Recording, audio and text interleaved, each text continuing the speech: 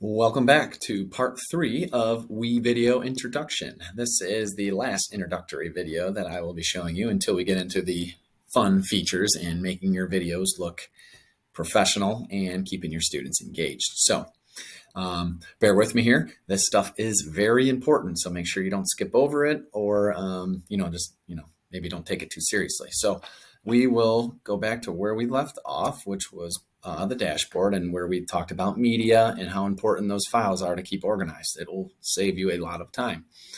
So now you have your medias in Wevideo. Now let's get to the project. So we go projects. Okay.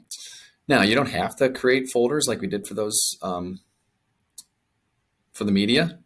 But if you have a project that you think you're going to have multiple videos for, like I had to do, let's just look at my master's video since I made multiple videos there. So it's just easy access for all these videos. So this case, we won't need to. So if you wanted to create a file, you could, our new folder, there it is right there. This time we're just going to create new projects since it's just one single video. We can name it test, just like we did for our media. And you don't really need to do a description when you're just doing a video for yourself. Now, once you get into your students and sharing assignments and instructions, you might want to put a description on there for them. But for now, we're just going to leave that blank. And then you get 3 options here. This time, we're just going to do personal since this is just for us. But there is 2 features for when you start using this for your students, fingers crossed. You can hit collaborative mode, where this is a very cool feature. I've used this and the kids liked it. Each kid can be on their own computer and working on their own timeline. But if they're in the same group, if someone makes an edit, that person will see that update in real time. So it's really cool to see the kids work together and agree or disagree of what edits they want to do. If you don't want to do that, you can just do the shared, where you can still put kids into groups, but maybe now they're kind of working on their own video, but kind of working together at the same time. So pros and cons to both, kind of a preference thing. I use both just depending what the project is. So once you select your project type, you are going to hit next. Okay, and then when you hit next, it's going to give you the latest media that you just uploaded. So this was my, I think, day 2 Wevideo introduction video. So you could just look through here, and there's the tripod that I did for the media. So maybe I'll just do that for now. And then I will hit next. And then it says project created. And now you want to create video. So here's what you need to do. So up here, it'll have my media, which these are all this is why it's nice to have folders, because you might need clips from older projects for some reason. Okay, so I have all of this other stuff in here that I would want. Here's this. Here's all the media files for Miss Valensky. Okay. Or maybe I wanted something from the principal messages that I brought back up. And here's each principal. See how nice it is to have organized? Now these are loose clips because I use those for everybody. So, but it's just I'm going back on that organization piece. For this. For what you want, just mainly for this project, is go to My Media, not shared, but go to Project, and voila, there it is. Obviously, you would have more. I did one because I just wanted you to get the point across. So that's where you would get your media. Next thing is I want to talk about is timeline.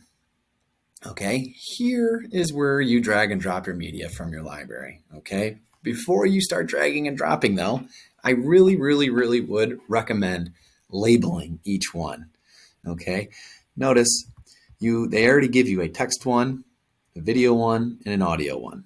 Okay, so if you wanted to rename that, maybe you would put titles. Okay, and you could put, these can stay name video, or maybe these could be B-roll. Well, if we have B-roll, that means we're probably going to need some actual, it's not really called A-roll, but some main clips of maybe like the person talking. So how to add something would be here. And then it gives you the option. You can do more audio or video / text. Okay, so I would put,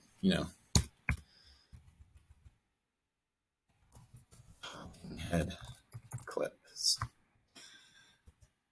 Okay, now it takes it to the top. Now these are important of which order they're in because everything is layered in Wevideo. So, and we'll get to that later, but before you want to do that, you want to hit the thing in and then you're going to move it down. And then you want to move this down. It really doesn't matter which one's on top here, but I just wanted to kind of show you there. So, and then you have your music, your audio should always be on the bottom. Okay. Another thing you can do with these, once you start, so let's say if I drag this in and now I have my lines. Okay. So I probably put this on B-roll. I just wanted you to see what a timeline looked out because it looks different now. So you can shrink these.